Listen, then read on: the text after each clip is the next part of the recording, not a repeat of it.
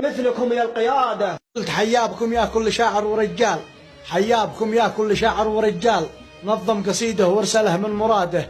أنا أشهد إن أنتم رجال جيل وأبطال، والعز فيكم صار منذ الولادة، صقور تتوارث على كل الأجيال.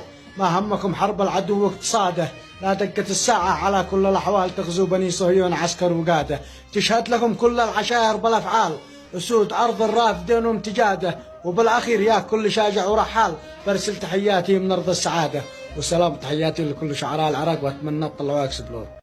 واجب علينا نرد السلام، وأقول له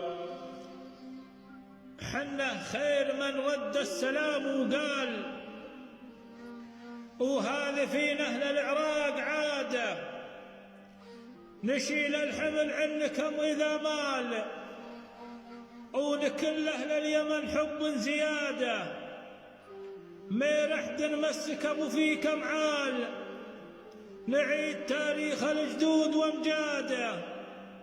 العراق رجالها شجعان وابطال، على الموت والروح والرادة، عيال حمير وكهلان ورثوا مجيال، وسبع تاج اليمن وعماده.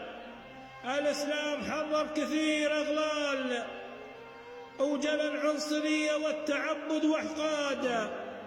يبقى الحب بين العرب ظلال، وخصله بين البشر جاده، وخصله بين البشر جاده.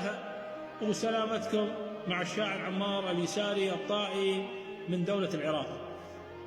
السلام عليكم.